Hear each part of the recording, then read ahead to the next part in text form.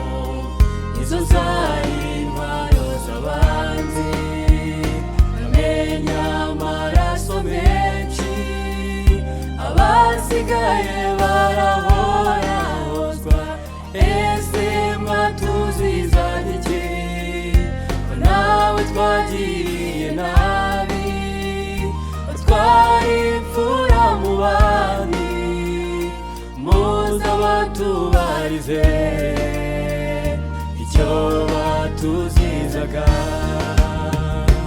Kwibuka ubutibagirwa ubwicanyi bwakorewe abatutsi babanyecongo duharanira ubutabera no gutaha mugihugu cyacu.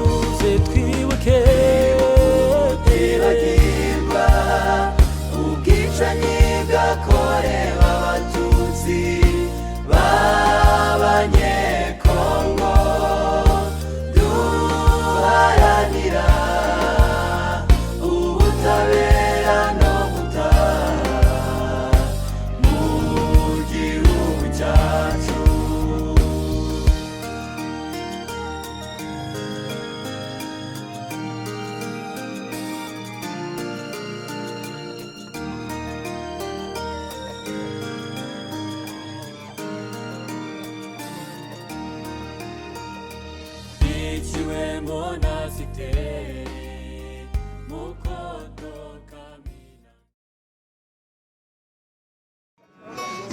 Abantu bagenda bicara mu myanya, harimo abantu bashinzwe kubicaza bakabashyira mu myanya rwose bicaye batuje. Turabikorana umutuzo, tumeze neza.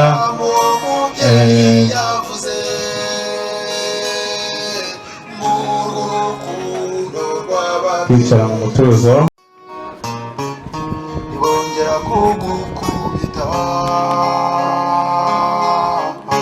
abarega kuri papa. Abantu bicaza neza, bicunguza uburyo umwete. Inyuma hari umwanya, intebe zirahari. Ugenda umuntu muri Kongo bwacya kabiri ukumva ngo bamwishe. Mwagiye mubibona amafilime, amavideo, mbwirwaruhamwe, amadisikuru atandukanye ashishikariza abantu kwica abatutsi b'abakongomani. Na n'ubu bigihari. Urugendo rero twari turimo mu kanya rwa rugendo twari turimo nkuko bisanzwe dutangira urugendo twibuka abo bose twagiye tuvuga. Igikorwa rero nyirizina cyatangiye, twagarutse aha ngaha, buri wese aratuje, buri wese nyirizina arahangaha kugira ngo igikorwa kiza kuba akigiremo uruhare, cyane cyane ko buri wese urahangaha biramureba. Mu gutangirira rero hano burya ntawe uje atangira atarangije kwiregeza Uwiteka, cyane cyane ko mu byo dukora byose no kuba bamwe muri twe bakira ahangaha abana bavuka ubu ngubu kuba mugihari nuko ababyeyi banyu babashije kurokorwa n'Uwiteka mu gihe abandi bari bashize, akaba ariyo mpamvu bamwe twavutse nubwo nabo bafite ibikomere ariko bagerageje kubyara. Reka twiragize Uwiteka, mpamagara umuvandimwe aza dusengere. Mpamagara umuvandimwe aza dusengere.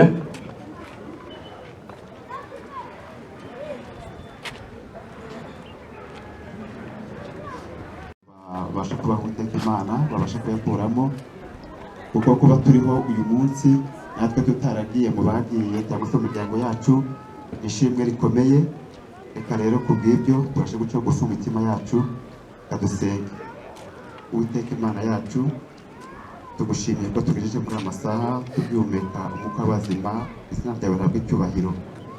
Duce bugufi rero mu mitima yacu muri iki gikorwa cyo kwibuka ababyeyi, abavandimwe, inshuti, kuri iyi nshuro ya 18.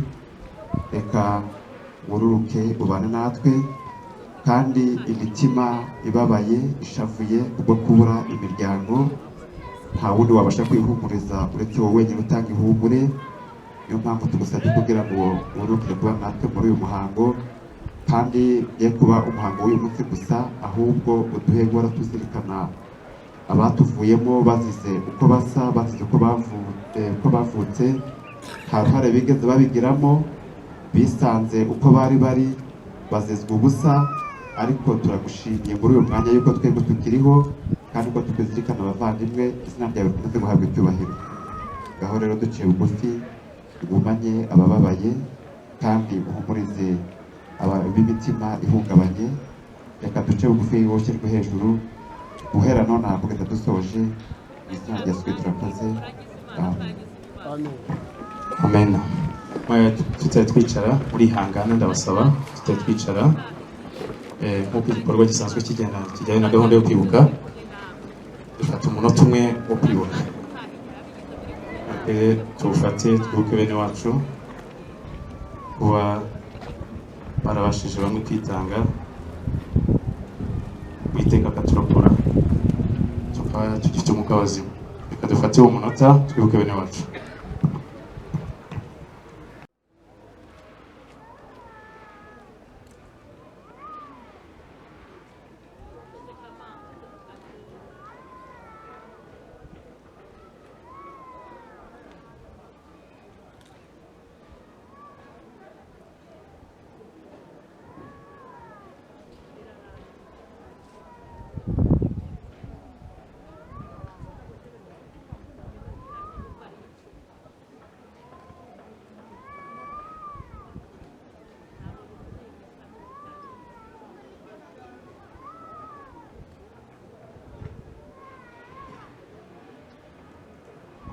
Murakoze.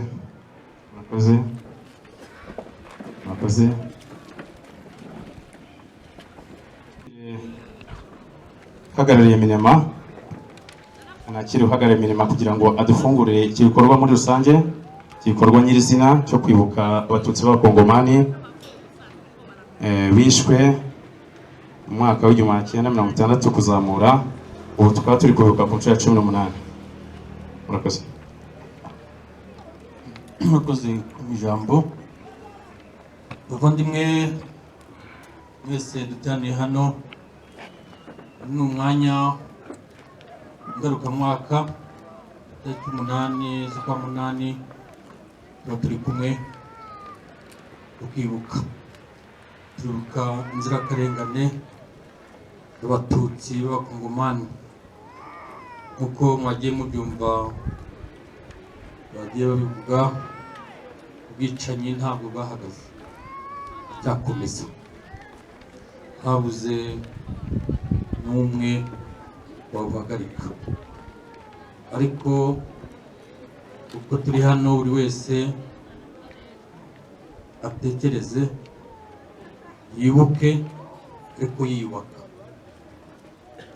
Cyane cyane urubyiruko mujye bumva, bamenye ibyabaye kugira ngo bizongere. Kandi ubushobozi bw'Imana n'ibirimo kuba byose muri Kongo, ubufatanye n'abakongomani bafite umutima bizahagarara. Ntabwo twakwiheba, duture icyerekezo, twumve ko ibyo bintu byose bizahoraho. Uyu munsi rero ntabwo ari kuvuga amagambo menshi, ahubwo ni ukwibuka no kuzirikana, tuzirikana ubwo bugome bw'indengakamere bukomeje gukorerwa muri Kongo. kugira ngo rero arambiranye, ariko nagira ngo munyereke abashyitsi bavuye i Kigali bahaguruke baze hano tubarebe, kuko hano tuba turi mu nkambi, hari n'abashyitsi baba baje kwifatanya natwe, turagira ngo bahaguruke rwose banatwibwire. Baza imbere, abari hafi yumva uri kure ko abari hafi batwibwire, hanyuma tubone gukomeza ibiganiro.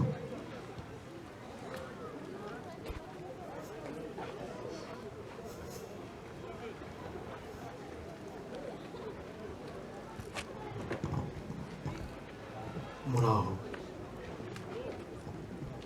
dukomeza dukomere muri iki gihe twigoranye kwibuka abacu bazize ukubari.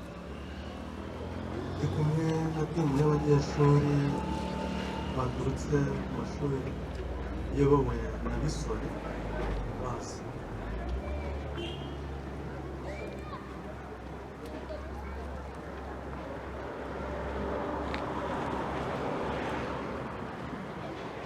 Mu gihe batari baza nta kibazo twakomeza, gusa nabo barahari. Nitwa nanjye Bisore Ngemanya Albert, naje kwifatanya n'umuryango mugari kwibuka abacu bazize ukubari. Murakoze. Murakoze. Kugira ngo rero tangiza amagambo yakire mikoro, hanyuma dukomeze igikorwa.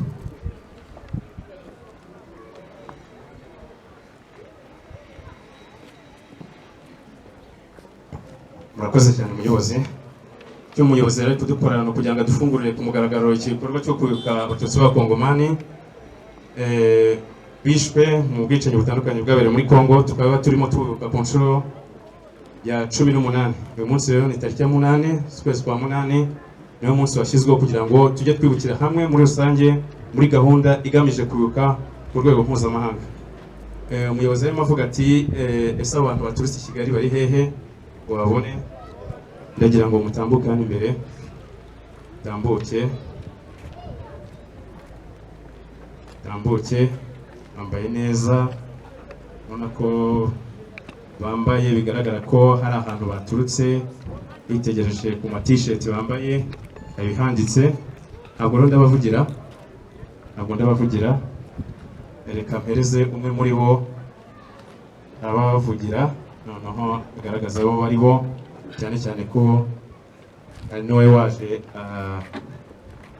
avuze mu ncamake, ariko sinabura guhereza undi kugira ngo avuge muri rusange abo bari bo. Murakoze. Nk'uko muri kubibona, turi umuryango witwa Unity Family wavukiye mu ntara y'Iburengerazuba. Ni ahantu twahuriye twiga mu bigo bya segonderi. Tuhahurira duturutse mu nkambi zitandukanye. Hari hakiriho Byumba, bamwe turi ab'inyabiheke, abandi ni abahangaha, abandi ni abo ku Kibuye. Twese ni umuryango uhuriweho. Twaje rero muri uru rwego rwo kwifatanya namwe kuko ni igikorwa cya twese. Ibindi murakoze, turaza kumenyana biruseho. Murakoze cyane, b'abantu babiteho, babereka ahantu muba muri kandi mutuje mumeze neza, kugira ngo ibyo muduteganyiriza bize kuba byiza, kuko mwabikoranye ubwitozi kandi mudafite impumu, mwatuje. Murakoze cyane, babereka ahantu muba muri, kubona ari heza cyane rwose. Muri gahunda yo gukomeza turimo twibuka abatutsi b'abakongomani bagiye bicwa ku nshuro, tukaba turimo twibuka ku nshuro ya 18. Reka uyu mwanya mpereze ikaze umuyobozi w'impunzi uhagarariye executive committee kugira ngo aze nawe agire icyo adutangariza kuri uyu munsi kugira ngo tugende twinjira mu munsi nyirizina twizihiwe, ariko atari ukwizihirwa kugira ngo tunywe tugire ute, ahubwo ari ukwizihirwa kugira ngo ba bandi bari bazi yuko tuzashira bagire ikimwaro, babone yuko twabashije gushibuka tumeze neza, ikimwaro kibahoreho, bamenye ko tugihari kandi dukomeye, kandi iherezo ari uko ubwo bwicanyi buzashira. Turakwakira umuyobozi. Muraho, mwaramutse. Yego, ndashimira umusangiza w'amagambo, ndashimira namwe mwese mwitabiriye kino gikorwa, nubwo uko twabitekerezaga atari ko ndi kubibona. Twari tuzi ko mu nkambi nta kindi gikorwa kiri bukorwe, kandi koko ntacyo, abantu bakitabira, ariko mwebwe mwaje ngira ngo ntawabura kubashima. Ariyo mpamvu mboneyeho gushimira umuyobozi w'inkambi Minema wafunguye ku mugaragaro iki gikorwa, akatwemerera kwifatanya natwe. Mbaye mushimiye mu izina ry'impunzi no mu izina rya komite ku nama nziza aduhaye, kandi tukaba turi kumwe nawe kugeza iki gikorwa gishoje. Ndashimira na HCR abamaze kugera hano, intumwa za HCR nabo ndabashimye. Ngashimira n'abafatanyabikorwa bandi bari hano, ngashimira abaturutse ku rwego rwa Kigali nabo baje kwifatanya natwe. Iki gikorwa cyo kwibuka ku nshuro ya 18 murumva ko atari kibaye none, cyabereye muri iyi nkambi ya Kigeme ku rwego rw'igihugu. Mu yandi magambo, mu zindi nkambi nabo bari kwibuka, ariko ku rwego rusange ni hano cyabereye. Abaje rero kwifatanya natwe nuko babihaye agaciro, bumva ko iki gikorwa ari icya twese, ni igikorwa cy'umuntu, icyambaho none nawe cyazakubaho ejo. Niyo mpamvu kwifatanya natwe ari uko mubisobanukiwe. Rero nk'uko insanganyamatsiko itubwira, iravuga ngo twibuke twiyubaka, duharanira ubutabera, turwanya ivangura ry'amoko mu gihugu cyacu cya Kongo. Niyo nsanganyamatsiko yo kwitubwira. Twibuke twiyubaka, atari ukwibuka gusa ngo duheranwe n'agahinda, ahubwo twibuke twiyubaka, duharanira ubutabera, turwanya ivangura mu gihugu cyacu cya Kongo. Turakomeza kandi gushimira n'iki gihugu cy'u Rwanda kirangajwe imbere na nyakubahwa perezida wa Repubulika Paul Kagame n'abandi bose bafatanya nawe kukiyobora. Tugashimira ko mukomeza kuduteganyiriza ibyiza byose byatugirira akamaro, ndetse tuzi yuko n'ibyo mudashoboye kudukorera mudukorera ubuvugizi. Hamwe n'ibyo rero turashimira na HCR ikora ibishoboka byose kugira ngo ubuzima bw'impunzi burusheho kugenda neza. Tugashimira abafatanyabikorwa twirirwana aha ngaha umunsi ku wundi. Nubwo mutashobora gukemura ibibazo byose by'impunzi, ntabwo umwana w'umuntu yashobora gukemura ibibazo byose by'impunzi, ariko ibyo mushoboye murabikora kandi turabibashimira. Twizera ko n'ibyo mutashobora namwe muzakora ubuvugizi. Kuri iki nagira ngo ngaruke, nubwo musanzwe mubikora, ariko ngishyireho n'akarongo ko na serivisi muduha.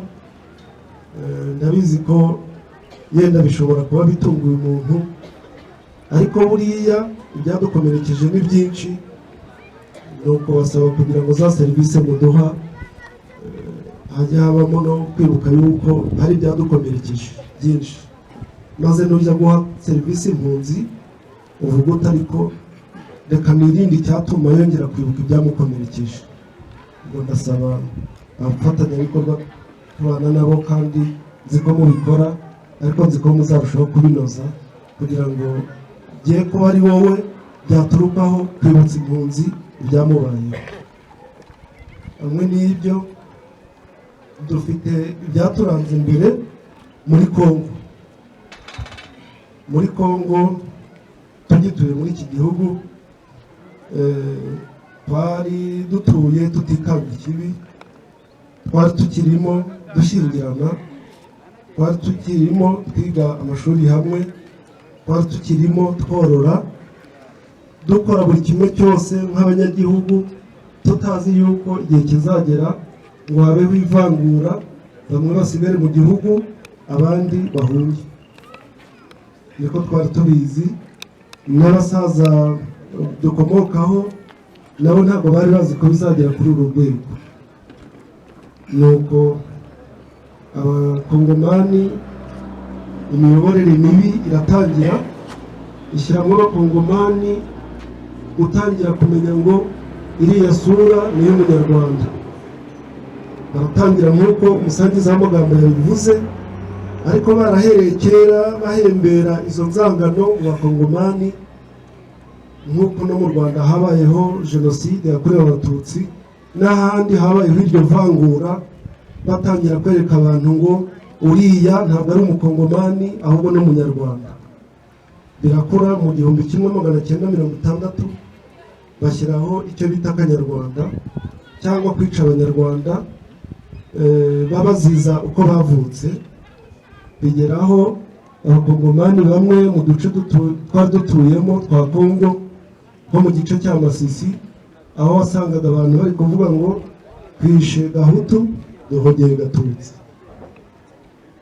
Murumva n'ubuyobozi burebera.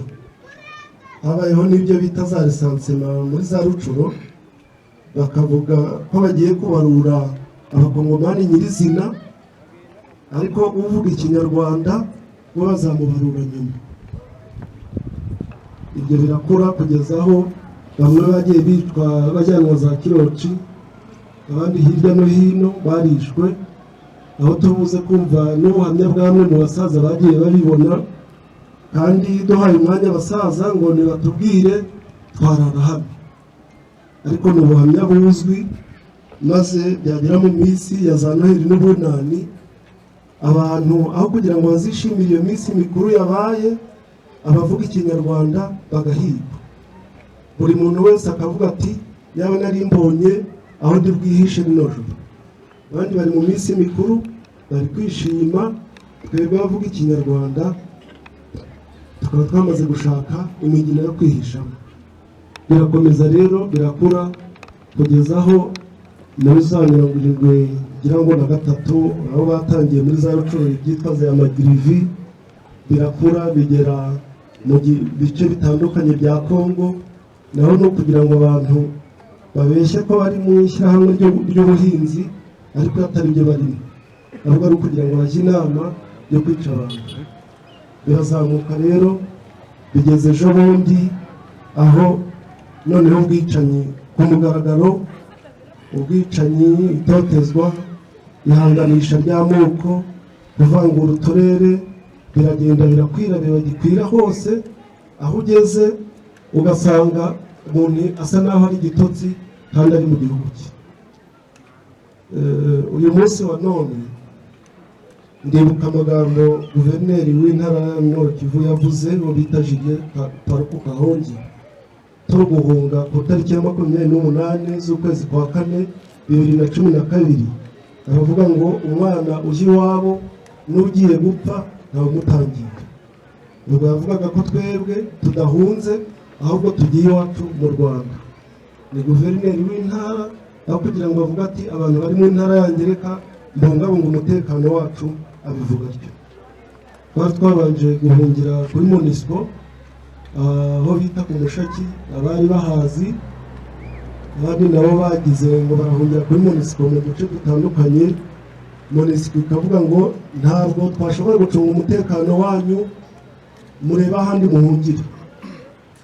Tubonye ko Monisco rero itagicyubahirije umutekano wacu, n'ubuyobozi nabwo ubwabwo budashoboye gufata ansharije cyangwa gufata iyo nshingano ngo bavuge ko abakongomani bene wabo w'abandi basigaye mu gihugu bari gutotezwa, nabo bahangaye bakavuga ngo dusubiye iwacu. nibwo twabonye guhunga turaza. Uyu munsi wa none ibiri kubera muri Kongo kuri bene wacu bariyo murabyumva, amaradiyo, za televiziyo, ubwicanyi buriyo murabuzi, murabubona. Rero ngira ngo nta wakwifuza kuba impunzi mu gihugu cye nk'iki cy'u Rwanda gifite umutekano, ngo maze ajye ku gasozi nk'aka akomeza habe, ku gihugu gifite imiyoborere myiza, ku gihugu gifite iterambere. Nizera ntashidikanya ko nta wabyifuza. Nkaba nizera kandi yuko igihe kizagera igihugu cyacu kikabona umutekano tukongera tugasubirayo. Kandi ndabibutsa yuko umuti w'ubuhunzi ari ugutaha. Ari nayo mpamvu dusaba igihugu cy'u Rwanda, ku maradiyo bavuga yuko hari umushyitsi mukuru uzaturuka mu gihugu cya Leta Zunze Ubumwe za Amerika, Minisitiri w'Ububanyi n'Amahanga. Tukifuza ko iri jambo ryazamugeraho, ko twifuza ko igihugu cyacu cyabona umutekano, natwe tugasubirayo tukongera tukabona ubwenegihugu nk'abandi. Ngira muzabibafashamo, bwa buvugizi twifuza turongeye turabatumye kugira ngo muzabidukorere, natwe turuhuke imitima, twongere tworore, twongere duhinge, twongere dusabirane, twongere tubane neza, maze tuzagaruke mu Rwanda dushima ko igihugu cyadufashije kudukorera ubuvugizi, umutekano kuboneka. Ntabwo navuga byinshi, reka n'abari bunkurikire ngira ngo bafite byinshi byo kuvuga, kandi icyo twifuza no kugira ngo twese duhurize hamwe imbaraga zacu, tunifuza ko tuzajya dufata umwanya n'urubyiruko rwacu tukarusobanurira ku mateka, atari kubivuga ubu ngubu, uwo mwanya ntabwo twawubona, ariko nabo bakwiye kubimenya, bakamenya ngo impamvu impunzi ziri hirya no hino kuri iyi misozi biterwa n'iki. Ntabwo ari ibyaduturutseho, ni ibyatewe n'imipaka, twisanga muri kiriya gice, ariko twizera tudashidikanya ko tuzongera kuhasubira. Reka nkomeze mbashimire rero ituze mufite kugeza aho turi busoze, buri wese agize icyo akuye muri uyu munsi mukuru wo kwibuka. Aho twari tumaze imyaka hafi 3 kubera ikibazo cya Covid, uyu munsi rero kuba twongeye kubikora ku mugaragaro nabyo no gushima. Murakoze. Murakoze cyane, murakoze cyane umuyobozi ubashije kutunyura mu mateka y'ubwicanyi bwagiye bubera muri Kongo mu bihe bitandukanye. Yavuze ubwicanyi igihe bwatangiye mu mwaka w'1960, ariko iyo tuvuga ubwicanyi bwa bene wacu b'abatutsi b'abakongomani, hari igihe tubanza tukagaruka inyuma, tukagaruka mu mateka y'igihe abo batutsi bagereye muri ibijyanye n'amateka. Iyo tuvuga Conference de Berlin, ni igihe ibihugu by'i Buraya byicaraga kugira ngo bigabanye umugabane Afurika, aho ibihugu byavuga ati turagiye, twe tuzafata aha, mwe muzafata hariya. U Rwanda tubona ubu ngubu twahungiyemo, kera ntabwo rwaragendaga rukagira Masisi, rukagira Rucuro, rukagira Ijwi, kimwe n'ibindi bipande byari biri mu bindi bihugu. Igihe rero hari hamaze kuba Conference de Berlin, Ababiligi bamaze gufata Kongo, Ubudage ufite u Rwanda n'u Burundi, baje kugirana amasezerano yabayeho gato ya Conference de Berlin hagana mu mwaka w'1900. Ubudage bwemera gutakaza Masisi na Rucuro ndetse n'Ijwi. Ibyo bice tuvuga byarimo abanyarwanda bari bahasanzwe, ubwo abo ni abanyarwanda ba mbere bari bahatuye, harimo abo mu bwoko bw'abatutsi. Bigeze mu mwaka w'1937, harabayeho amakimbirane hagati y'Abadage n'Ababiligi. Abadage biba ngombwa yuko batsindwa intambara, Ububirigi buraza gufata u Rwanda n'u Burundi bubishyira mu byo bahise bita Congo Belge, Congo Belge. Icyo gihe byageze mu mwaka w'igihumbi kimwe na mirongo itatu na karindwi habaho gahunda yo gufata bamwe mu batuye u Rwanda babimurira mu bice bitandukanye bya Kongo, harimo za Mukoto. Iyo tugeze muri Rucuro aho bagomba kwimura abantu, harimo za Bwito n'ahandi hantu hatandukanye. Ubwo harimo Bashari, ubwo ni muri Mukoto, harimo n'ahandi nitwaga Gicari yo muri Masisi. Aho ni ahantu hagenwe muri convention yemewe hagati y'ababiri ubwabo, bavuga ati turafata abantu bo mu bihugu byacu tubimurira ahangaha. Abantu bagomba kwimuka, bamwe bagiye mu bijyanye n'ubworozi, abandi bakimuka bagiye mu bijyanye n'ubuhinzi, kimwe n'abandi banyarwanda bimuraga kera mbere yaho muri gahunda yo kugira ngo batuze kubw'inyungu z'ababirigi bari bagamije icyo gihe mu bihugu bari gukoroniza. Nguko uko abatutsi bibonye mu bihugu bitandukanye. Icya mbere bari abatutsi bari muri ibyo bice kuva isi yaremwa, reka mbyite utyo. Abandi bari abagiye kwatuzwa mu mwaka w'igihumbi kimwe na mirongo itatu na karindwi, baratuzwa, ndetse abazi amateka mu hegitari zatanzwe zaguzwe amafaranga n'ababirigi ubwo baguraga n'umwami Karinda w'Umuhundi. Byarakomeje biza kugeza igihe ubwo Mobutu yari amaze kugera ku butegetsi, yaje kwemera icyo bita nationality yagomba guhabwa umuntu wese waba warageze muri Kongo mu mwaka w'igihumbi kimwe na mirongo itandatu. Iyo yasinywe mu mwaka w'igihumbi kimwe na mirongo inani na karindwi, aribwo yavuga ati umuntu wese w'umunyamahanga wageze muri Kongo mu mwaka w'igihumbi kimwe na mirongo itandatu gusubiza imbere, uwo ni umukongomani. Ntabwo bavuga ngo uri umututsi, bavuga ngo uri umuki, bavuga ngo uri umunyarwanda. Uwahageze mbere y'uwo mwaka wese yahawe stati ya nationality yo kuba umukongomani. Ariko ubwo bwose nubwo ibyo bintu byabaga mu byaro, bitewe n'uko igihugu kitari jere neza nk'uko byari bikwiye, hari haratangiye intambara y'igihumbi kimwe na mirongo itandatu, ariyo yaje kwitwa intambara ya Kanyarwanda. Perezida yavuzeho neza yuko uwitwa umututsi wese, uwitwa umunyarwanda wese yagomba gukurwa ku butaka bwa Kongo. Nguko uko ibintu byatangiye, turagenda tubigarukaho gake gake uko turagenda tuganira. Reka uyu mwanya umparire indirimbo yateguwe ijyanye no kwibuka, ndi kugira ngo babashe kwitegura begere hafi. Ya ndirimbo yateguwe ijyanye no kwibuka, amateka turagenda tuyasangira gake gake. Babantu bayiteguye begere hafi, abateguye indirimbo ijyanye no kwibuka begere hafi.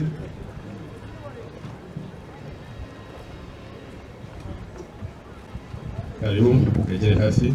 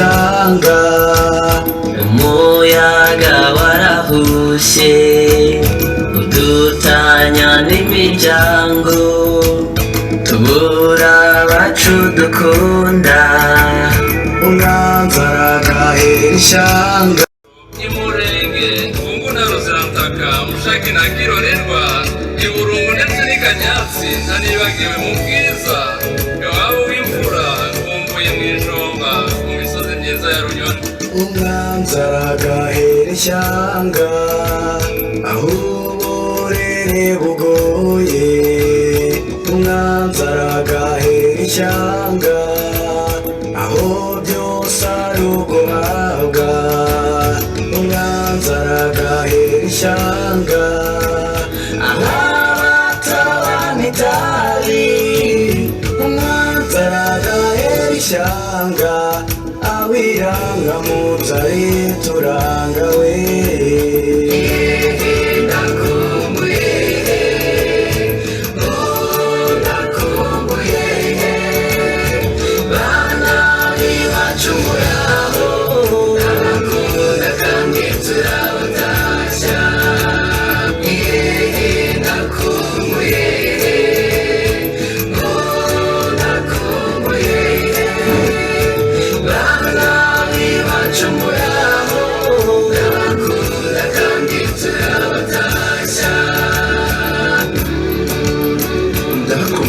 ntahageze ndahakumbuye nubwo ntahageze nkumbuye bya bitaramo bya ba sogokuru ndetse n'amatata akora mu cyansi nkumbuye kubona abo nabyaye bansaba kandi nkabaha ndambiwe guhabwa ndashaka gutanga nkumbuye kubona uwo nakoye anyita umutware aho gutwara abantu eshatu ni ukuri inshuti z'umuryango ari ndetse mwese mu nyumva ndashaka gutaha ndashaka gutaha ndashaka gutaha ndashaka gutaha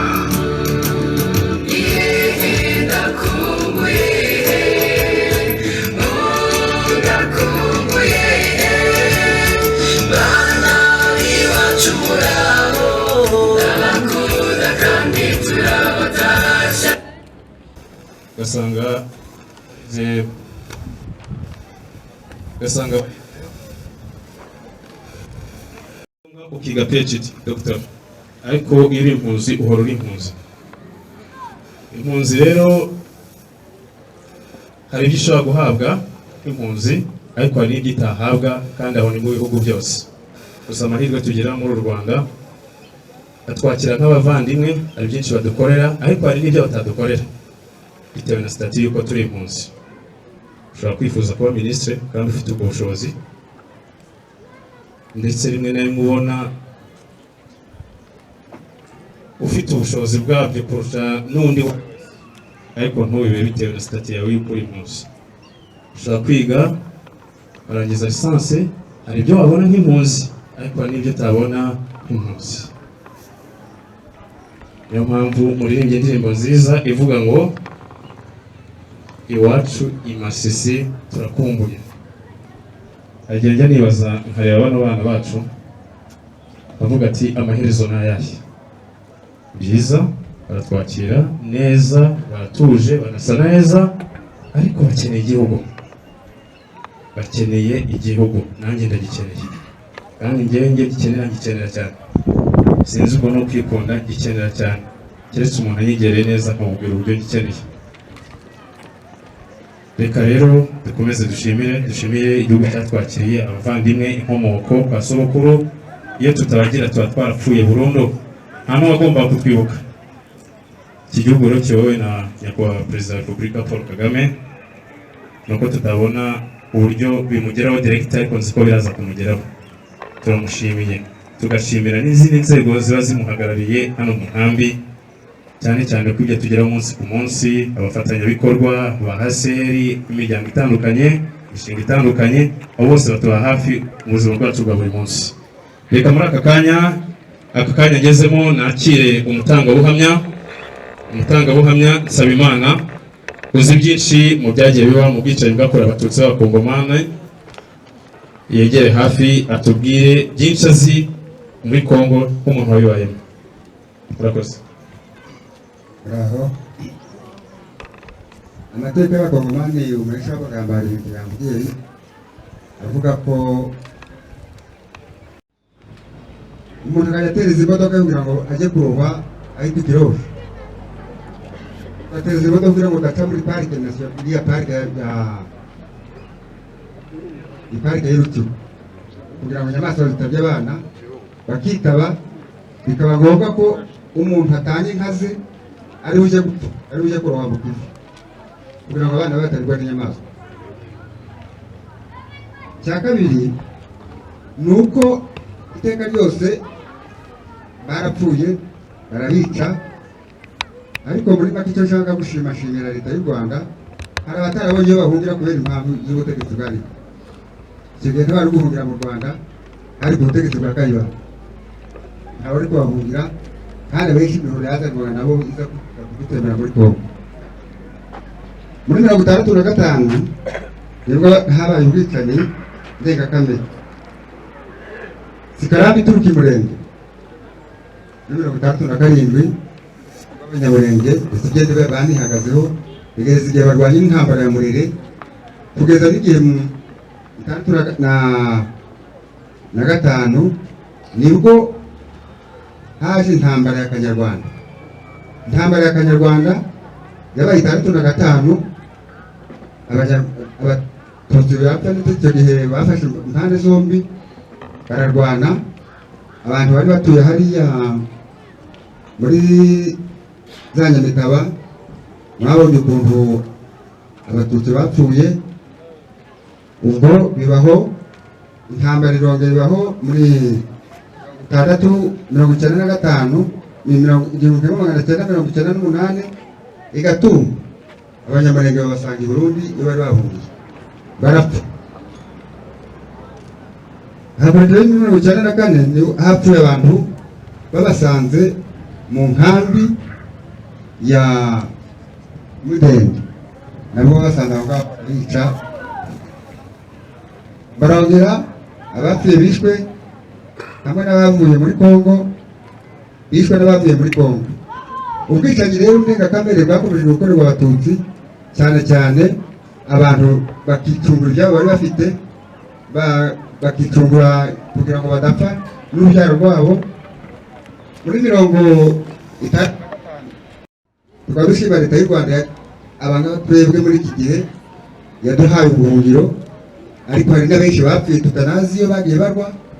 Ni ukuvuga ngo hari abashize batazwi, hari na n'uyu munsi wakurikiranye amakuru nimugoroba Umurenge bari gupfa, Irucuro bari gupfa n'ahandi, na n'uyu munsi ni ukumva ko wakurikiranye amakuru nimugoroba biranirwa ko mwe ari abafite amatelefone yanyu zatashe murabibona.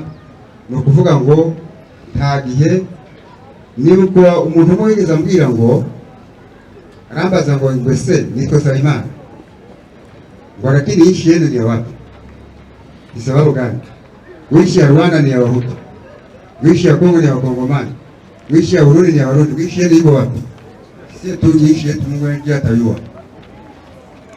Ubwo byabaye ngombwa ko rero habaye itotezwa suko si uyu mwanya ryabaho, ariko kubw'Imana leta y'u Rwanda yarakwakiriye kandi nkabanyishimira.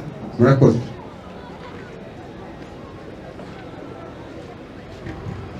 Murakoze cyane. Murakoze ubuhamya aduhaye byagiye bibaho muri Masisi, cyane cyane ko mubonye ko ari umubyeyi ukuze uzi ibyagiye biba byose, ahereye ku ntambara za mbere y'igihumbi kimwe magana cyenda 1965 n'iyagezweho mu igihumbi kimwe magana cyenda 1965 mu ntambara ya Kanyarwanda, birazamuka bigera mu mwaka w'igihumbi kimwe magana cyenda 1998 Mudende. Hano harimo abantu benshi barokotse ubwicanyi bw'Umudende, ni benshi barimo. Ubuhamya ni bwinshi nk'uko barigeze kwivuga kare. Hano washaka kuvuga yavuga byinshi kuko bigeze nk'Umudende. Nanjye nabashije kurokokera Umudende.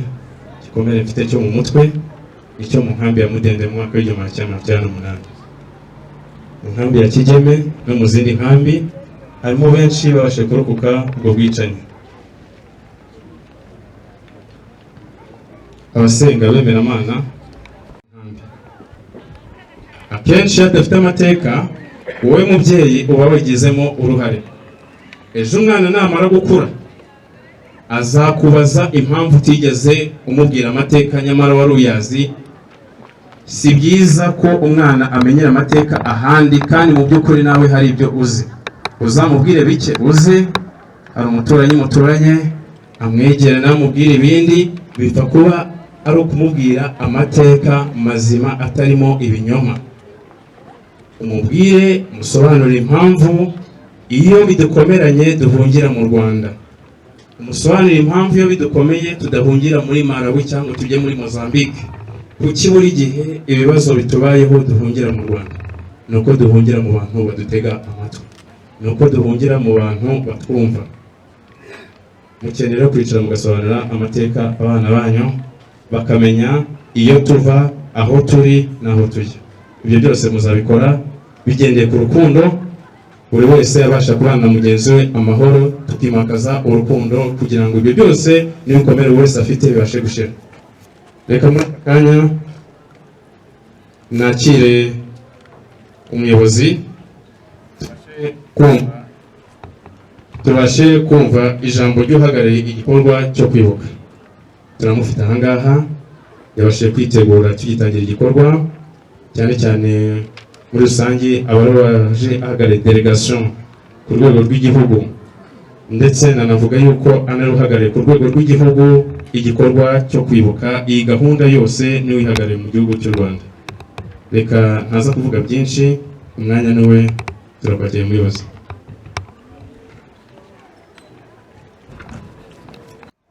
Twabaye abo tutariho, twabaye abo tutahisemo, twabaye twiswe izina tudakwiriye kwitwa.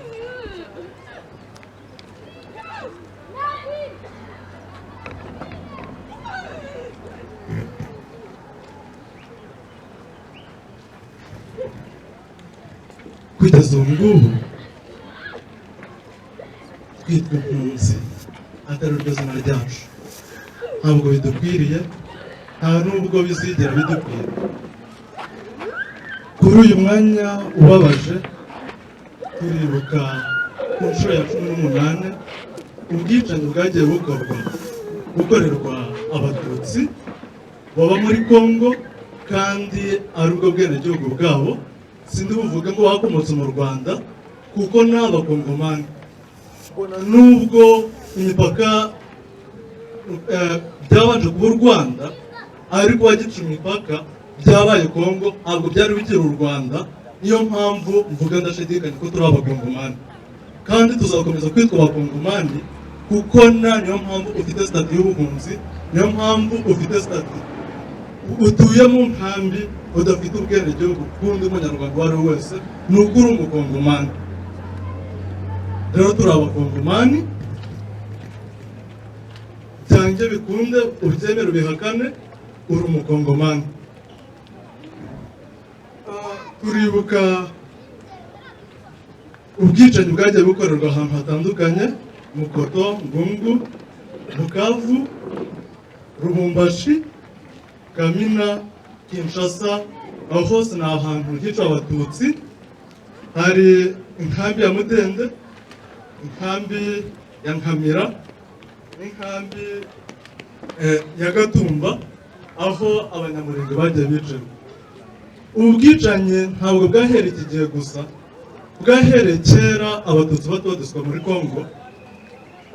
Uhereye mu 1980 bagenda batotezwa kugeza aho byabaye ku mugaragaro mu 1991, aho bishe abatutsi ku mugaragaro, noneho bakabikora byimazeyo, bica abatutsi bitewe n'umutwe bitaga Magrive. Nyuma yaho birakomeza, ubu bwicanyi burakomeza bugera igihe FPR arimo tukemera abo turi bo, tugaharanira n'ibyo dushaka, tukemera iryo zina ryacu ribi nakwita iry'igisebo rikomoka mu nteko ya cyenda y'ibintu. Impunzi nini ntabwo ari impunzi, ntabwo ari umuntu, ni impunzi nini, aho abafite ubumuga banze kwitwa iryo zina kuba ikimuga mu ntego ya cyenda iya 10. Twebwe turacyaryitwa ariko dukomeze turyitwe duharanira kuba abo turi, duharanira kwitwa abo turi bo ejo hazaza. Ubwicanyi rero bwarakomeje bituma ubu ngubu uyu mwanya tugira inkambi zirenga 5. Mu nkambi hari iya Kigeme, Kiziba, Mugombwa, Mahama natangira kuri Kigeme, Kiziba, Mugombwa, Mahama na Nyabiheke. Ni inkambi nini cyane zifite abantu benshi, ndetse byatumye haza ibibazo bikomeye cyane turi guhura nabyo uyu munsi. Ibibazo byo kubura ibyo kurya, byo kugira ubukene bukabije. Birababaje ko umubyeyi yabura icyangwa umwana we, birababaje ko umubyeyi bakugaburira 3,000 ngo abe ari byo bigutunga ukwezi kose. Byibuze umuntu iyo umuntu uri munsi w'ubukene bavuga ko arya $1 ku munsi, ni uri munsi w'ubukene. Ariko twebwe uri nyine uwo bafashije cyane afata 3,000, ni amafaranga makeya atagutunga, ndetse si yanakuberamo na tike iguturutse hano kugira ngo igere i Kigali. Ntabwo ubwo buzima tugomba gukomeza kububamo,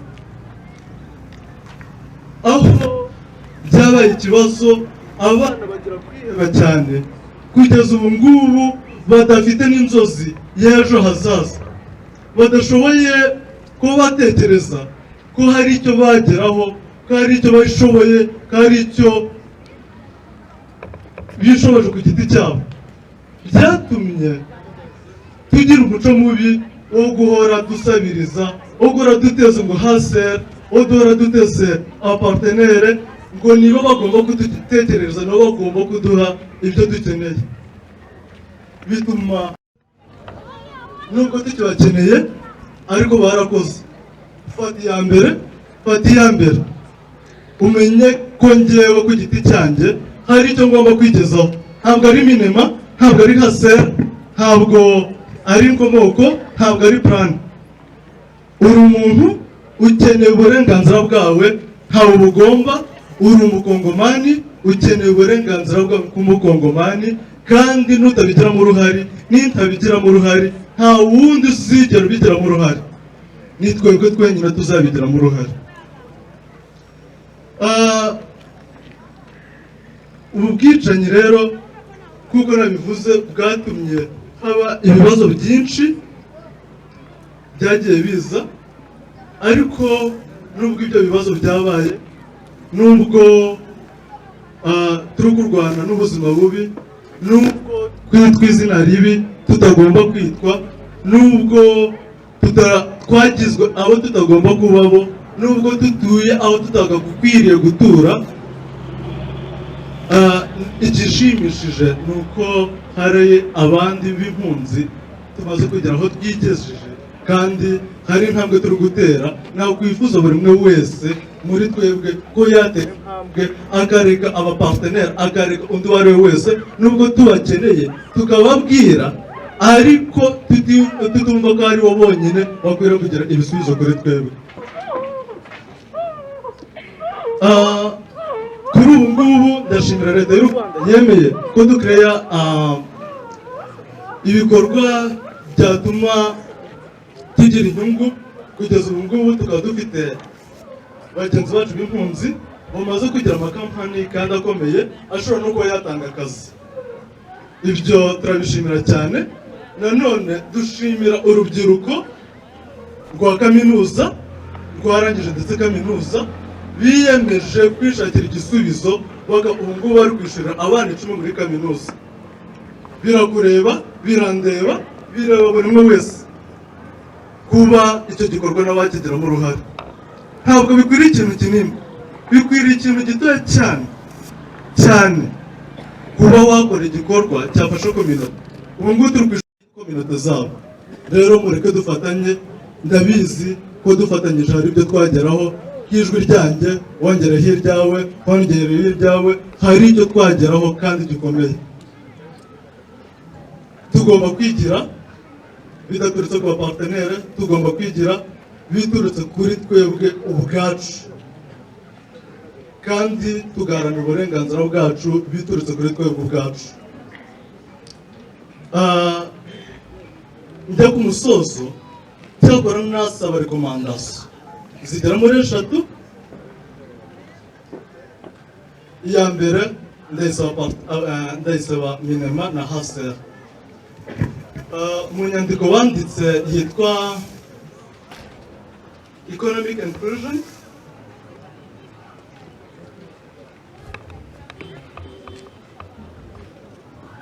inyandiko ya economic inclusion yabaye tariki ya 21 ukwezi kwa gatanu 2014, ivuga kuri article yayo ya 17 ndetse na 18, ivuga uburenganzira bw'impunzi mu kubona akazi. Ndasaba ko bigende kwa abapartenere bose, ndabibasaba, ndasaba minema, ndasaba hasera ko ibi bintu babishiramo imbaraga. Kugeza ubu ngubu birababaje cyane ko ujya gusaba utanga offre yawe mu bapartenere bamwe na bamwe bakakwanga ngo nukorera impunzi. Harabihisemo nshoboye akazi ndetse nkarusha n'abanyagihugu benshi, ariko umupartenere wari usanzwe unze akaba ari unkumira bwa mbere. Birababaje ndetse n'umugayo ku bapartenere babikora. Ndabivuga nanabisubiramo, n'umugayo ku bapartenere babikora. Nanone sinakwirengagiza ko hari abapartenere barenze iyo ntambwe, bakaba batangiye guha impunzi akazi ndetse bakanabana salere zikwiriye k'abandi baturage bose. Barahari nk'inkomoko aha, n'abandi ndabashije kuvuga, abo ndabashimira cyane. Ariko ku bandi, niba umuntu yaraje gusaba akazi mukamwanga kubera ari impunzi, blame on you, shame on you. Ikindi cya kabiri, kuri hasa dushaka kuba abakongomani, mwadufashije natwe mureke dufashe u Rwanda. Noneho reka soze. Icya gatatu ni uko muri bimwe nasaba nanone ni ugutaha, nicyo gisubizo cya mbere kirambye. Ibyo byose nubwo nabikora, yego ndabizi ko stati y'ubuhunzi yemera ko abanyarwanda bemera kuba batanga ubwenegihugu, ariko kuri kondisiyo. Nushaka no kuba umunyarwanda, umva iyi kondisiyo uyikurikize. Kondisiyo ya mbere ni ugukora imyaka 3, kuba ufite akazi imyaka 3. Kondisiyo ya kabiri ni ukuba umaze kwigira. Kondisiyo ya gatatu ni ukuba ushaka kuba umunyarwanda. Rero ntabwo rubakeneye igihe namwe mutishoboye. Ndabivuga kuko mfite fact, n'ubundi biboneka muri iyi nyandiko yanditswe yuko impunzi yemerewe guhabwa ubwenegihugu nyuma y'imyaka 3 imaze gukora, imaze kwigira. Mu gihe bishaka yemerera ubwenegihugu, ariko nubwo wahabwa ubwenegihugu ntabwo bizavanaho kuri umukongomani. Nubwo wahabwa ubwenegihugu ntabwo bizavanaho kuri impunzi yahawe ubwenegihugu. Uzitwa impunzi yahawe ubwenegihugu, ntabwo uzitwa umunyarwanda. Uri impunzi yahawe ubwenegihugu. Rero bwa mbere gutaha nicyo gisubizo kirambye. Icya kabiri, resettlement ni nziza, yadufasha byibuze kongera kwigarurira icyizere, ariko twanagenda tuzajya twibuka ko iwacu ari muri Kongo. Resettlement sivanyeho ikibazo, ariko turayisaba kugira twongere kugarura icyizere. ariko tunibuka ko iwacu ari muri Kongo. Reka nsoze nshimira buri umwe wese kandi nshimira mwese mwateraniye aha ngaha ko mwemeye gufatanya nanjye kugira dushake kwigira. Tuzajya he rero tutangire kwigira aho kugira siba dutunge baradutunze birahagije, dutangire natwe kubaha ibyo baduhaye, to giving back. Murakoze kandi reka komeza mbabwire ngo twibuke twiyubaka kandi tunakumira ubwicanyi buzahera kuri njyewe, bizahera kuri weho, abaparteneri bazaza badufasha. Hari ibyo twakoze atari twebwe tubabwiye ngo mudukorere ibi ngibi, ahubwo dukore badufasha. Murakoze, Imana ibahe umugisha kandi mukomeze gukomera, dukomeze kwibuka twiyubaka, turwanya amacakubiri n'ingengabitekerezo ku moko bibera mu gihugu cyacu cya Kongo. Dukomerane. Dukomerane twese. Reka nshimire umuvandimwe Bisorengamanye Albert uhagarariye kwibuka mu rwego rw'igihugu, abashije kutubwira byinshi, ntabwo ndabisubiramo, buri wese yumvishe byatwubatse. Abadivantisite nibo bakunze gusenga isengesho ryiza bavuga ngo ibinyure mu gutwi ngo bihinguke mu kundi, ahubwo bishinga imizi mu mitima yacu. Ibyo abashije kutubwira rero ntibibe byatambutse gutyo gusa, ahubwo bibe muri twe, bibashe kutwigisha, abo bireba bagira icyo bahindura, natwe tugira icyo duhindura mu gutuma tugira ahazaza heza. Yatubwiye ikintu cyiza cyo kwigira, turushaho kwigira. Reka muri aka kanya nakire tumusifu Lucien, umuvugo mwiza yateguye. Amaze amezi menshi, ambwiye ko amaze amezi 8 ategura umuvugo, urumva ko ukora mu buhanga. Ndi kugira ngo mwakire atugezeho umuvugo yateguye. Duharanira ubutabera, turwanya ivangura moko mu gihugu cyacu. Amanywa kandi amajoro y'urwiga, kwizuba ry'igikata mu mvura nyinshi, mumishwa amasasu murameneshwa, muratemagurwa muranatwikwa, muribwa imitima mumwesha amaraso, mufatwa ku ngufi bya kinyamaswa, nta bugome bubaho mutakorewe, ariko nimuhumuraho muteza ijabiro, tubahoza ku mitima abatutsi beza, imfubyi mwasize mutabishaka, zikomeje kurerana mama shenge, ntitugaterwe ngo twitere, dufatane urunana tunakomezanye, kwihesha agaciro uko turi kose. Twibuke twiyubaka duharanira ubutabera, turwanya ivangura mu gihugu cyacu. Iyi ndi tutunze ituma tumarana, iyi mvi ihora yasamye he no gushima, bishinze ibyayo basahura abandi, uwo mururumbu uziruha umuntu, urakabura intebe mu mfura nyazo, mwabasigaye reka mbasabe namwe, murakora ibikwiye bidasebya ntwari, ndavuga twese muri rusange, ikivi basize tuzagisoze, mwamagana ivangura iryo ari ryo ryose. Nta cyiza cy'ubuhunzi siyo gakondo, uku guhezwa ishyanga igihugu gipfa ubusa, nibihagarikwe duturane twese, amahoro ahinde tugire agahenge. Twibuke twiyubaka duharanira ubutabera, turwanya ivangura amoko mu gihugu cyacu. Yewe nta guhurira cyo gisubizo, kugwa si bibi nko kutabyuka. Babyeyi bacu mucumbikiye umuco, muduha amateka tumenye iyo urubyiruko natwe tumenye iyo tujya. Kongo yacu byanze bikunze, bitinde bitebuke mu byizere, izaba nziza dutunganirwe. Ubu ni isibaniro ry'ibisahiranda bicunaguza bariyo bibabuza kubaho, nta mvura idahita n'u Rwanda ruremye. Mbonereho mbashime baturanyi beza, ntimwaduhanye ntawangana bose, umubyeyi mubareresha abana. Twibuke twiyubaka duharanira ubutabera, turwanya ivangura amoko mu gihugu cyacu.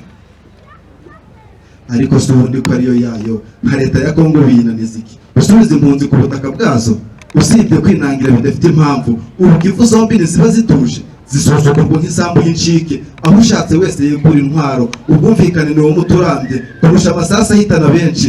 bareke kwitirira ibibazo bateza abandi. Amaboko yakubatse ngo abari yarusenya, amaboko yakubatse ngo abari yasenya. Basiga imyaka bifata iyindi kwamaganya abahembera ingengabitekerezo ya jenoside. Baturage natwe dukundane twimamo two badushuka, ushaka kuroha abandi mwarabatanya, kandi mu by'ukuri icyo dupfana kiruta icyo dupfa.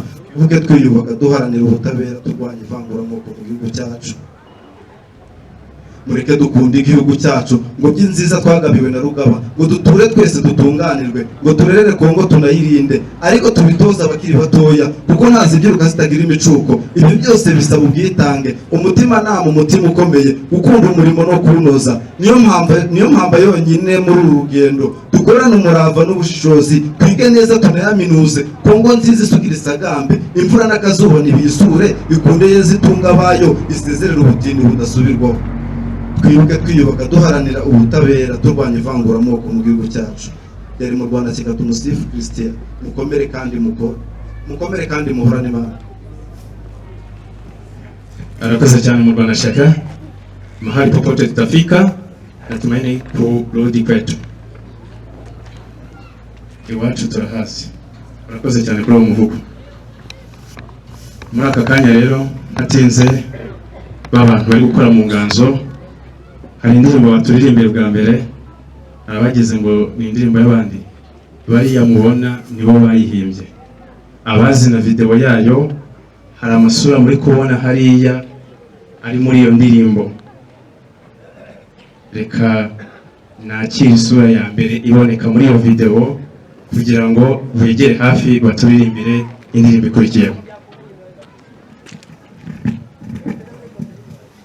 Murakoze. Baterura ngarabajyanye kuva isi yaremwa kugeza uyu munsi nkaho biraba. Uko niko kuri. Ni umwemeramana mujye musoma igitabo cya Bibiliya. Ibihe byigeze kubaho, habaho ibihe bigoranye, inzara iratera uwo bita Yosefu ajya muri Egiputa guhaha. Agezeyo bitewe n'ubuhanga Imana yari yaramuhaye, bitewe na politiki azanye yari yarananiye abenegihugu baramukunda, na bene se baza guhaha baba batoni mu gihugu cy'abarihunze, ariko bitewe na sekuru wabo wagize ubwenge babaho banezerewe. Mu gitabo cyo kuva mu bice bitangira mu mirongo ibanza harimo ijambo rivuga ngo nuko hima umwami utazi Yosefu. Muri kubyumva? Imitwe myinshi hima umwami utazi Yosefu, Abisirayeli bagubwa nabi. Ubuyobozi bwarahindutse, haza umuyobozi utazi neza Yosefu yakoreye bene wabo, noneho bahindukira babandi bavuga ati bano nibo batubuza imirimo, nibo batubuza ubutunzi buhagije, babagwa nabi. Byongera kubaho Abisirayeli n'ubundi byisubiramo abo bita Abayahudi ejo bundi, bamaze imyaka 1800 mu buhungiro. Ni myinshi, twebwe ni mike ishoboka. Imyaka 1800 aho bita Einstein abayobozi bakomeye, nta n'ukibuka iwabo, nta niyo baba. Jenoside yakorewe Abayahudi yahitanye miliyoni zisaga 6. Niho batekereje aho gatariko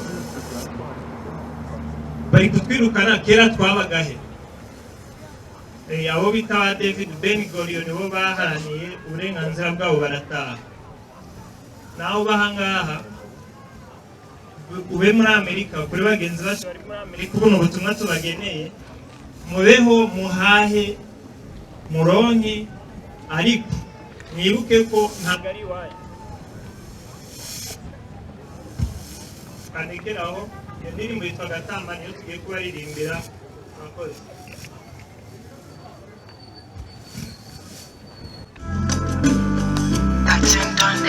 Gutaha ntajya hehe ku isi yose nabuze aho mvuka, menya hari ndigatamba cyangwa ndingenda umugani wabo. Umuntu kuzira avuka, umuntu akazira uko areshya, kuryozwa amateka nasanze Afrika wandengera ko wambyaye.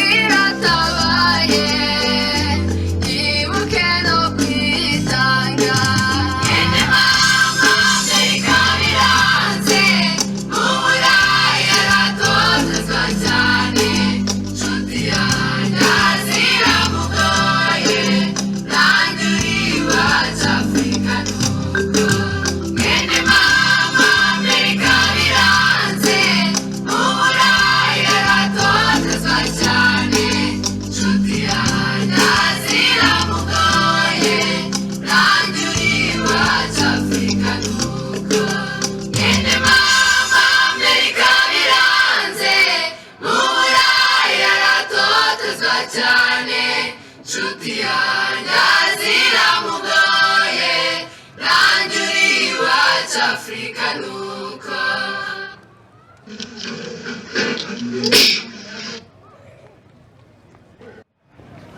usigaye twarabaye nk'agatambira hose ariko amaherezo dusatana.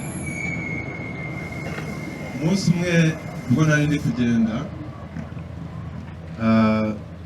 nageze mu nkambi ubu yabaye Mahama ariko yahoze iri mu karere ka Gicumbi. Mugenzi wanjye arangije ambaza ikibazo kibaza kiti ko navukiye mu Rwanda vuga ururimi rw'Abanyarwanda cyangwa se mvuga Ikinyarwanda.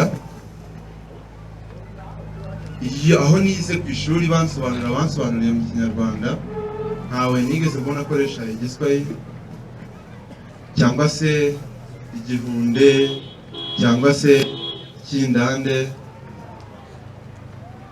Ntawe nigeze ajya kumbona ajya kunsoza mu gitondo ambwire ngo myatsiki. Abakibikiriza ngo ikwirire. Ni ururimi rw'igihunde uravuga ngo byase myatsiki ni ukuvuga mwaramutse, ikwirire ni ngo mwaramutse neza cyangwa se tumeze neza. Icyo gihe akimara kumbaza icyo kibazo naribajije byinshi cyane. Igisubizo nifuje kumuha n'undi wese uri kubyibaza nshaka kumuha reka mucyumve.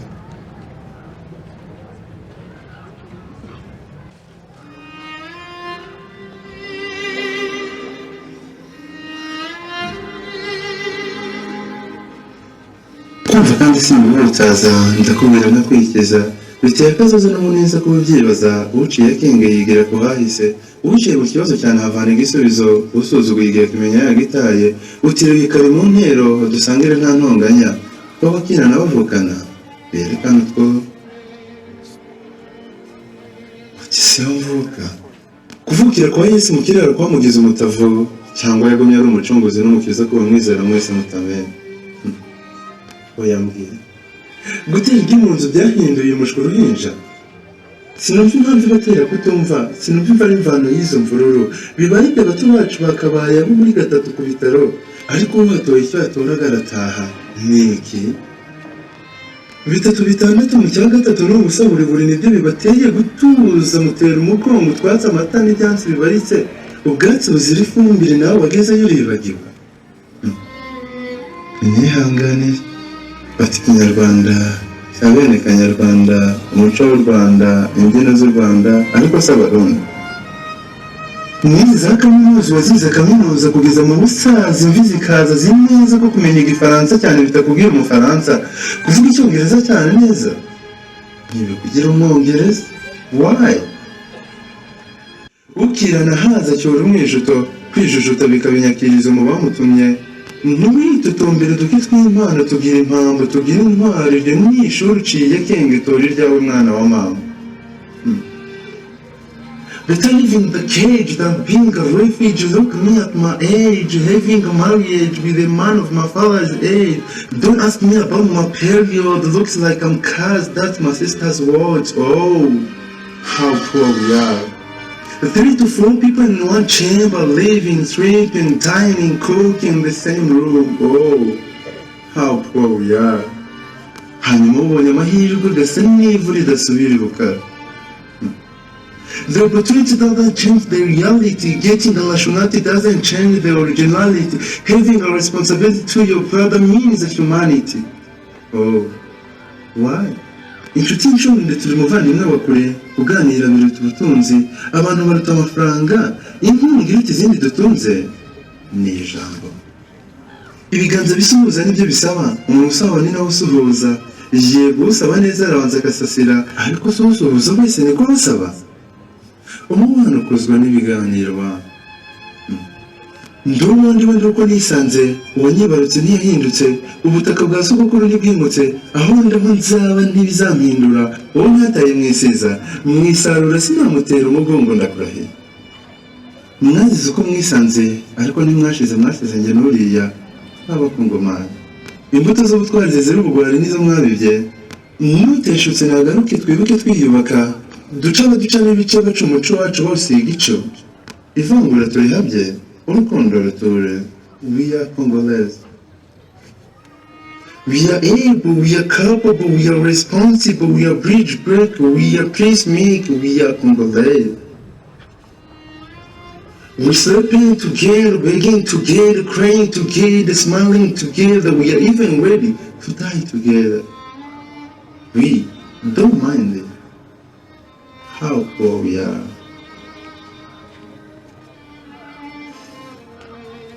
So ntiyahindutse, umushyaba ntiyabaye umuseyi, umusinga ntiyabaye umushambo. Turaba turiho tubiharanire, tubikomereho. Je suis Congolais.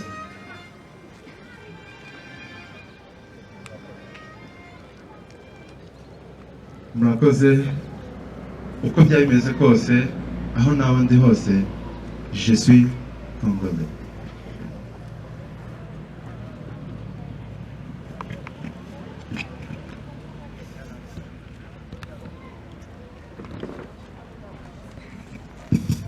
Merci. Et moi aussi, je suis fier d'être Congolais.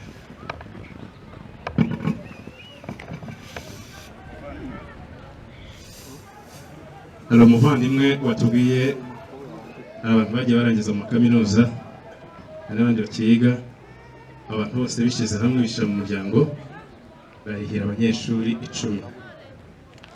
abo nibo batangira abanyeshuri biga muri kaminuza, abandi barangije bishyize hamwe barihira abantu 10 muri kaminuza. hari n'ibindi bikorwa bikiza vuba aha ngaha n'igiswahili n'igifaransa bizotangira kwigishwa mu nkambi, abantu bitange ku bushobozi buke bafite muri ya gahunda yo kwishakamo ibisubizo. umuntu utazi no kuvuga jambo abyigishwe, hari uburyo atabimenye bitewe n'amateka ariko azabimenya muri gahunda yo kwigira. reka muri aka kanya mpamagariye uhagarariye HCR amukaribisha kugira ngo aze tuganirize tubwire byinshi. Opportunity to thank Rwanda. Banya kwa mwese muri aha ngaha, ndagira ngo mfate umwanya wo gushimira abantu bose bari aha ngaha, cyangwa se nshimira leta y'u Rwanda, Minema, ndetse n'abafatanyabikorwa bose, ariko noneho cyane by'umwihariko impunzi dufite muri iyi nkambi. Not really an event where we want to. What did I say by readability here? It means something small. Take an example. Some partners really try to beat on the capacity of refugees, maybe injecting some cash, developing some activity with, let's say, skills, or maybe some small businesses. Dufata urugero wenda nk'abafata ibikorwa batangiye igikorwa cyo gutanga ubumenyi mu kintu cyangwa se mu bikorwa runaka. We do believe that through that activities we should be at least seeing not 100%, but even if it's 20 or 50% of them, that will be self-reliance. It will be good to show it to the donors. Nukuvuga ngo muri abantu babonye ubwo bumenyi cyangwa se bagahabwa ubwo bushobozi byadufasha niyo batabijana kwijana nibura 20% y'abantu bakabahinduka abantu bashobora kuba bakwifasha, byo natwe bizadutera imbaraga.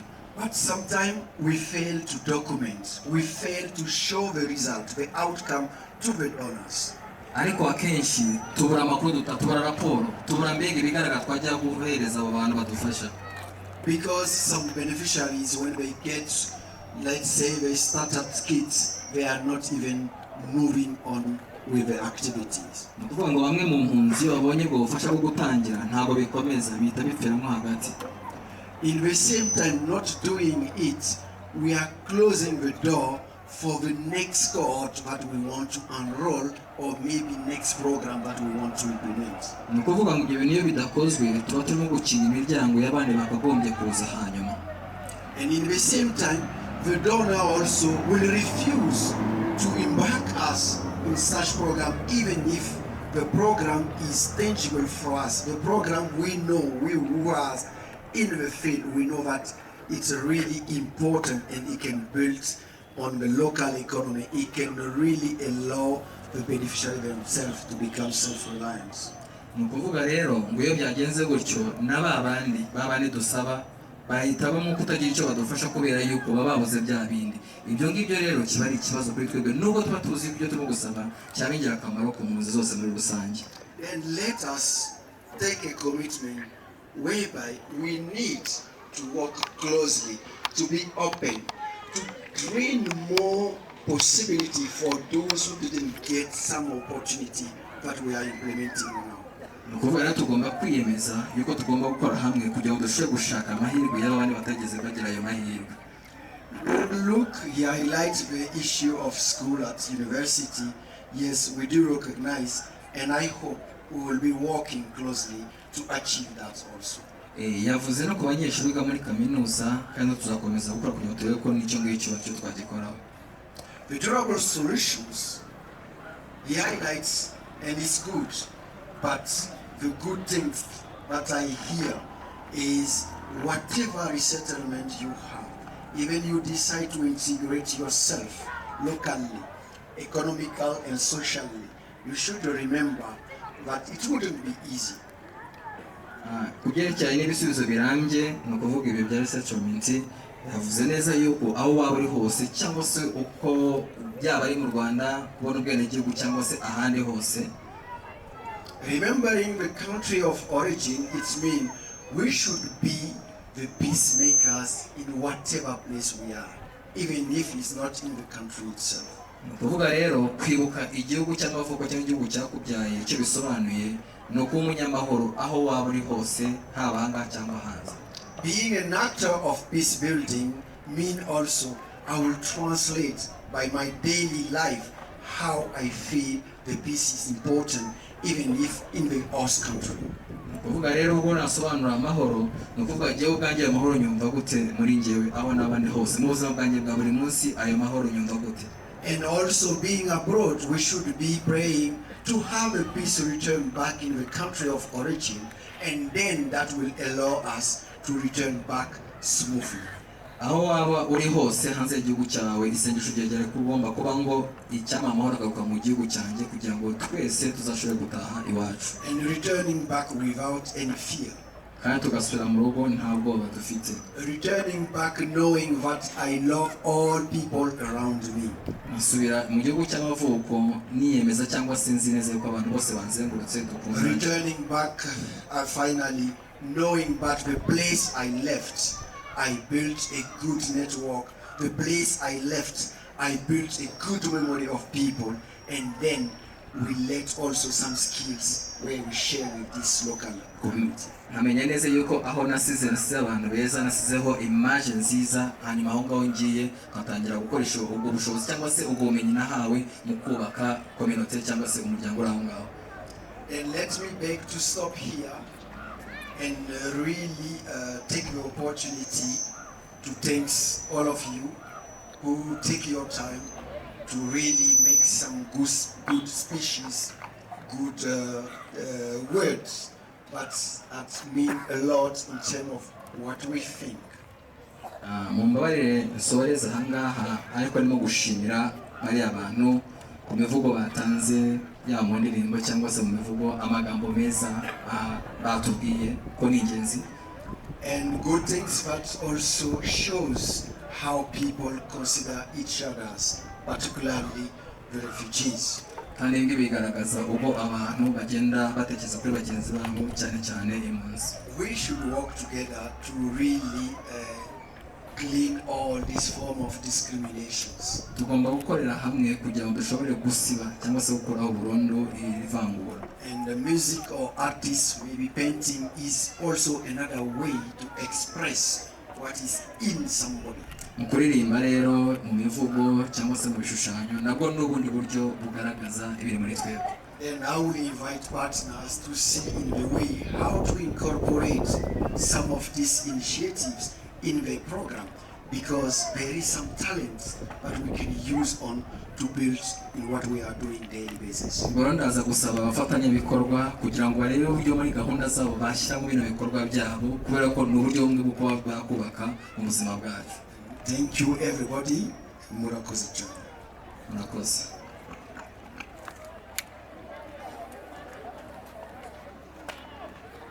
Thank you very much.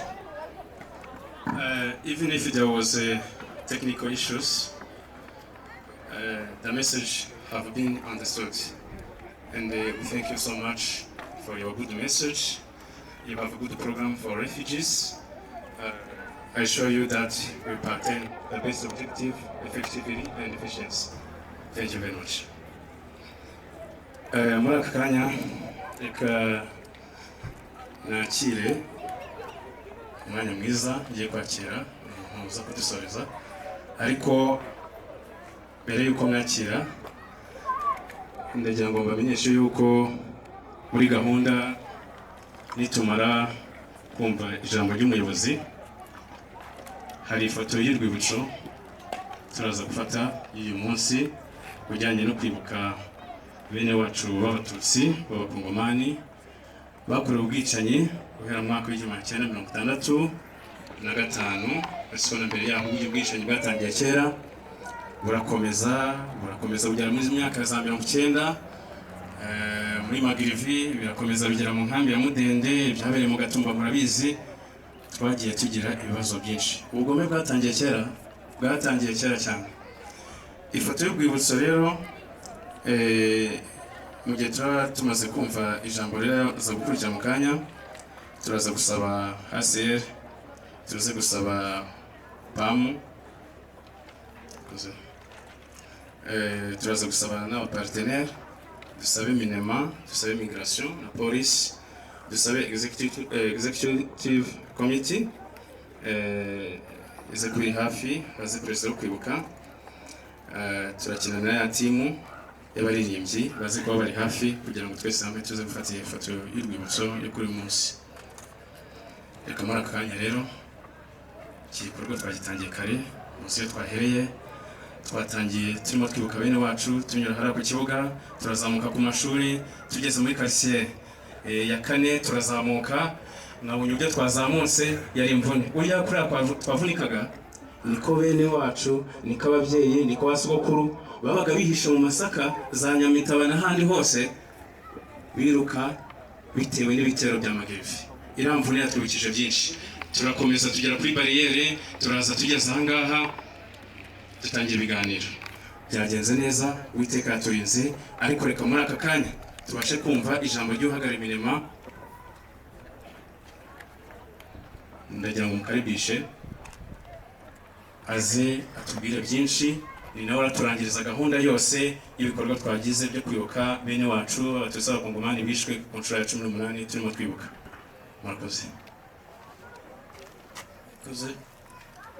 Uko twatangiye tubivuga rero uyu munsi wo kwibuka, ntashimira buri wese wagize uruhare muri iki gikorwa. Ndashaka kuvuga abagize komite nyobozi y'inkambi, ndashaka kuvuga abaturage hano Kigeme bose, cyane cyane n'abaparteneri badufashije kugira ngo igikorwa kigende neza. Nkuko nabivuze kare rero, uyu munsi w'amagambo menshi, umunsi wo gutekereza gusa bakareba ibyabaye ku mutima, ariko tunazigara ko bitazongera. Wenda ikintu nashimangira cyavuzwe nanjye nasubiramo ko umuyobozi wa HCR amaze kubivuga, ni kwigira. Mwize kubivugaho cyane, kandi ni n'umurongo dufite mu gihugu cyacu, kuko twakoze uko dushoboye kugira ngo mwakirwe neza, murindwe, mubeho mwiza dufatanyije n'abaparteneri. Ubu noneho turashaka yuko icyo cyane mwabishimangiye, uti turashaka kwigira, dushaka ubushobozi, twigire, tuve byo gusabiriza. Ibyo ni umurongo w'igihugu ushaka ko namwe muyoboke, mumenye ko tuvuye ahantu tugiye kugera ahandi. Niyo mpamvu hari abapatineri benshi baza bakazana imishinga, nimwiyoboke cyane urubyiruko, cyane urubyiruko, nimwiyoboke, tuzashaka n'indi, twifuza no gushaka indi mishinga kugira ngo mwiteze imbere, nko guhora musabiza umugani wanyu, kugira kwigira icyo dushaka. Ubu rero nagira ngo nshimire buri wese waje hano, nshimire abateguye iki gikorwa, kandi mukomeze mwihangane, nubwo nta kindi murakoze.